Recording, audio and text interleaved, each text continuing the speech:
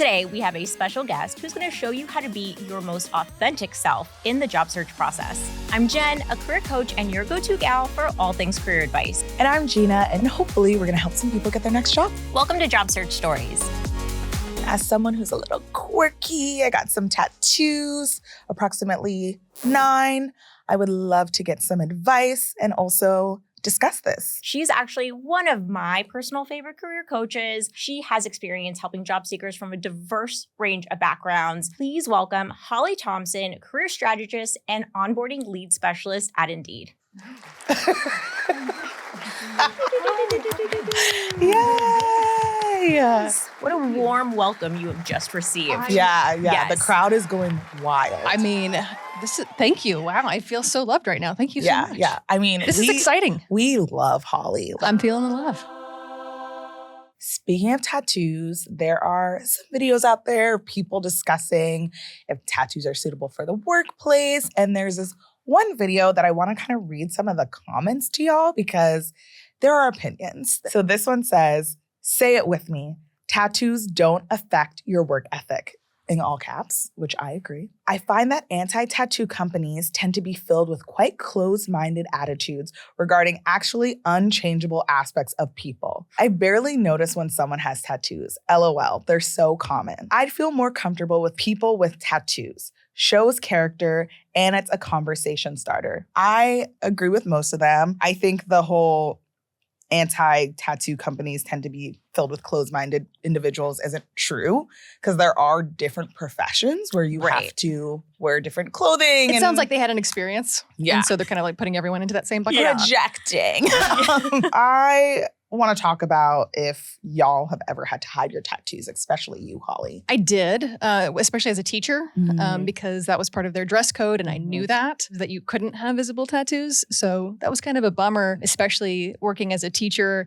And sometimes if the AC didn't work and I had to have long sleeves on, not great. Was that in Texas? Yes. Were you wearing like long sleeves to cover them up? Yes. My Dang. kind of go-to outfit was like a t-shirt and a blazer just to cover it. And then once the students left, you just like take the blazer off. Yeah. I think because most of my tattoos are on my arms, people, when they eventually see them, they're like, oh, people think you look different. And then also like that person had said, it's a conversation starter too. Yeah. There's less of a stigma around having tattoos. You definitely see them more, even with like professions in medical or legal. So they've definitely become more accepted. What about during the interview process? Like, should you hide your tattoos and piercings? Is it unprofessional? I think it depends on the job. So situations are going to be different. For sure. It depends on the job and it depends on the tattoo. Because Definitely. If you're working in, let's say, the service industry, there are certain things that you wouldn't necessarily want to show on your body. I remember one time I was interviewing when I was in retail for a customer-facing role. The gentleman that I was interviewing had a full naked woman on his bicep, with short sleeves.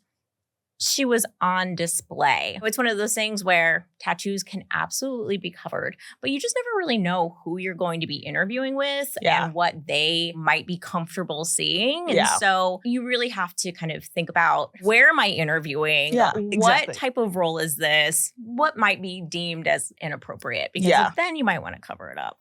I do have another story from when I was in hiring. I want to hear it. So again, hiring for retail, had a mom call me after her son had interviewed. She was like, oh, I know that he interviewed. If you're worried about the gauges that he has in his ears, he has like the big gauges. She's like, don't worry. I have an appointment for him at the end of the week. We're going to have them surgically closed. She was like, so if you want to bring them back, you don't have to worry about that. Wow. Okay. For the listeners who can't see us, Holly and I are both just like, mouths wide open. Like, wow. I think you're having your mom call or just your mom calling. Yeah. I don't know that he approved of his mom calling. Yeah. Or he was like, Mom, please call. Please call. Help. Please call. I'm pretty sure he was getting those gauges closed against his will. Oh. She was like, you got to get a job. She actually told me he's got to get a job. Wow, that kind of left me a little bit speechless. Just wow. wow. Same. I did not offer another interview for him, but it was not because of the gauges. It honestly goes back to the position that you're looking to fill and the company too.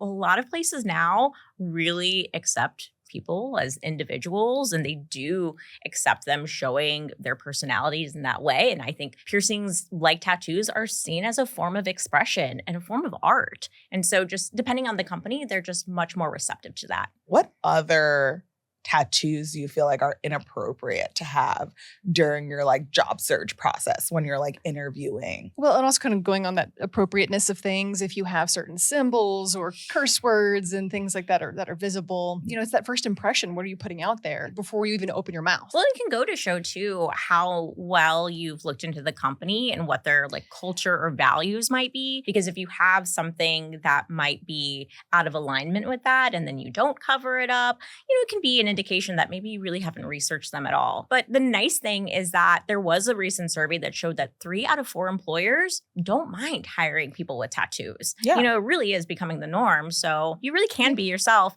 Just be mindful and use your best judgment. When I was interviewing for my job at Indeed, and I was researching who would be my hiring manager, and I saw that she had tattoos. And then I did my research on Indeed and saw that they were very open. And I was like, okay, so this looks like a good fit. Yeah. So I can be myself. That's a good tip for first-time job seekers. Research the company. So you did talk about swearing, swear words as tattoos.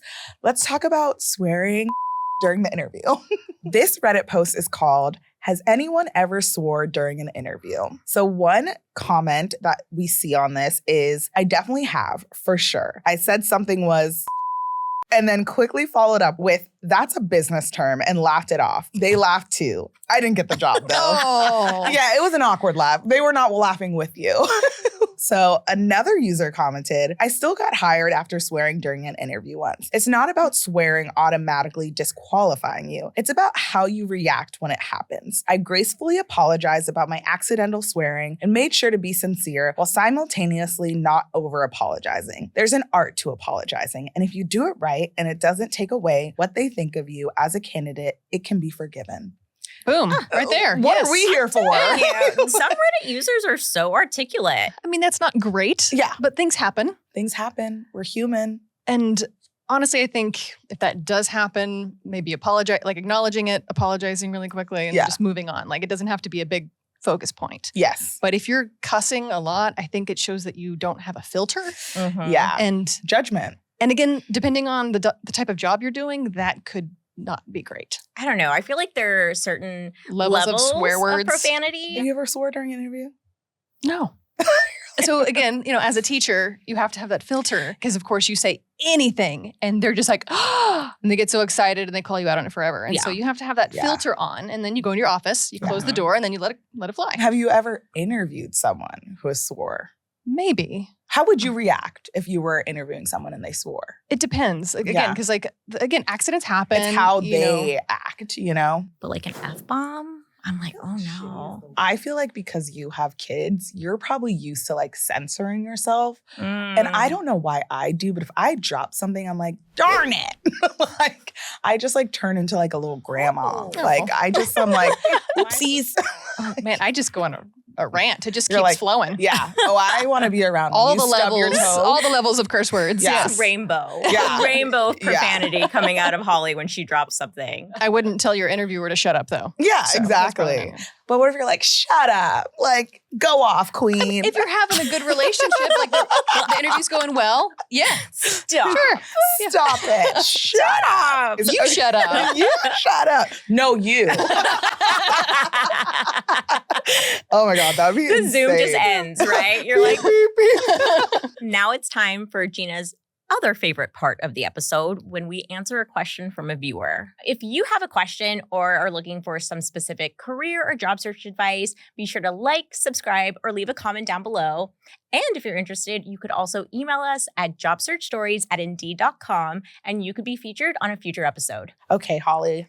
Let's see what you think of this one. Every time I've had an interview, I stress about what to wear. I don't really think the professional corporate look is my style. How do I dress for an interview without losing myself? I mean, that's a fair question. And again, it depends on the company, depends on the position. And so the best thing you can do really is to research the company, get an understanding of the vibe of what people wear on a day-to-day basis. And most importantly, though, find something that, matches that, but you feel comfortable in, you feel confident in. When you feel good, you're gonna perform better in that interview. Yeah. When I was hiring for retail, I was hiring a lot of first-time workers. And so we'd get teenagers coming in and they're coming in polos and whatnot. I'm like, you know what? You look good. You're trying. You're trying. Try to clean it up a little bit. Yeah. So I really tend to focus more on the substance of the interview and look for enthusiasm and just a desire, for the role. And so if I'm getting all of those things, and if they're interviewing really well, then I'm typically less concerned about what they're wearing. There are other places where the interviewers are not so awesome and they can be super judgmental based on what you're wearing. Yeah. So just because that's what we think doesn't mean that that's how everybody is. That's a good perspective. If it is a job where it's not about your sense of style, they're probably going to want you to They're dress. like, you're going to get a uniform anyway. Yeah. If you're working fast food, the polo is probably fine. I think it just really depends on what you think will make you look like the best fit for the job. Absolutely. And that you care. And that you care, exactly. And that's why kind of going up just a step above. Yeah. You can't go wrong with that. Yeah. Now, you don't want to be necessarily dressed. Black tie event. Yeah. Right. Don't come in a ball gown. Yeah. For someone who does want to make their personality shine, how can you incorporate your personality into your work looks, especially depending on if it is more buttoned up? How would you suggest somebody does that? Well, I'm all about fun socks. Nobody really is going to call you out for fun socks. That's a really good tip. And I do think just depending on the company, you have a lot more opportunity. I know when I was working at the university level, it was business professional to business casual Fridays, right? And it really was a lot of black slacks, navy skirts. So even though it wasn't a uniformed environment, you were still very much wearing a uniform. Yeah. Moving over to Indeed, where I am now, I honestly wear the same clothes I wear at home at work. Do you feel like people should have to tone it down for work? Again, it depends on the position and what are their standards? What have they laid out for you? What are their expectations? Yeah. Are you client facing? What kind of clients are you facing? Yeah. And are you going to lose business based on that? Don't wear your club clothes to work. Because I do think with clothing nowadays, there's a lot of blurred lines. I did see someone at the office not wearing footwear, just walking around barefoot. Trifling. And I was like, that's horrible. That's not okay. Put your shoes on. That's how you get athlete's foot. This is not your home. So you kind of hear this advice coming through from a lot of different people where they tell you to just be yourself in an interview. That's solid advice. But do you really believe it? Do you believe that you can really be yourself in an interview? Maybe not fully be myself. Again, you kind of want to get a gauge for who you're talking with. But yes, I do think that it is important to be yourself because you're at this job for so much of your life. And if you're having to hold back who you are in this interview, you're going to have to kind of continue doing that throughout the job. It's good to be honest with who you are and feel comfortable during that interview. I do think we can recognize that for some people, it is a little harder to be themselves in an interview or in a workplace. Like you're saying, Holly, it's easier to just kind of come as you are, obviously not being too comfortable or casual with the interviewer, because if you do end up working there, these are going to be your peers. Right. I recognize how hard that can be to really just be yourself, because when you're job searching, you're just trying to get the job. And so you're like, I'll say whatever you want. I'll be whoever you want. Just give me the job. And so it can be difficult to be yourself because you're like, I'll just tell you whatever you want to hear. When in reality,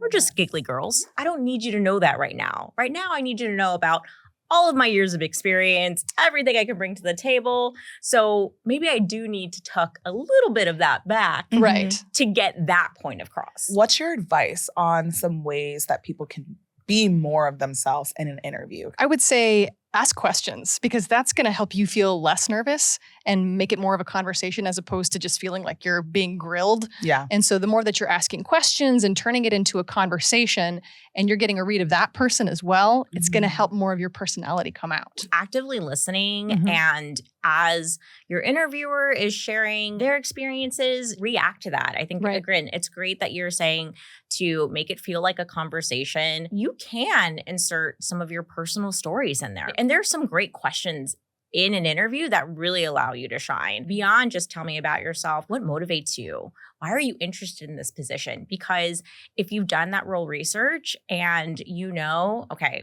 my core values align with this company, and core values is who you are, right? Yeah. You know, I know I can speak personally and say, like, I've been working with job seekers for like the last 15 plus years. And so supporting them is very much aligned with who I am and the type of work that I want to do. It was a natural fit for me to want to be part of this organization. So you are able to give a little bit more of your authentic self when you know that, okay, I've researched it and this company really is a good fit for me. Right. Yeah. I like when people are like, oh yeah, I watched the videos of you, like when I'm interviewing with them, because I'm like, okay, so you know who I am as a person already. And I feel like it brings that veil down of even for me having to be more buttoned up. I'm like, oh, they already know. Like, sure. Kind of what I'm like. Just being like more comfortable and sharing those anecdotes of like why you wanted to gravitate towards the company, it helps you in the long run. It's like helping you stand out in an interview. And if you've done your research on the company and you know some things about them, like for example, you're talking about, oh, they recognize me from this podcast. Yeah. It's like, okay, so they've done the research. Exactly. They get what we're about. Because in one of my interviews, I talked to my interviewer about Indeed being in the Pride Parade. And they're like, oh, I was there. It was so much fun. It was so hot. So we got to talk about that type of thing. Again, it kind of made things a little bit more relaxed. I got to be myself a little bit more. Exactly. And it got a little bit more like a chit chat as opposed to just question. That's all the time we have for today. Thank you so much for watching this episode of Job Search Stories. And if you like the episode, please make sure to like, subscribe, and leave a comment down below. If you have any questions for us, share your job search stories, say how much you loved Holly, our guest, and we'll see you next time. Bye. Bye. I mean, I dink. Yeah, I dink too. I dink, you dink. I dink too. We dink. No, you need to turn slowly next time when you turn towards me. You can just hear it. We'll add in the it'll look really exaggerated sound effect. No, you looked at me and you were like, okay, no, this is easier. The look on her face was like, I actually don't want to look at you.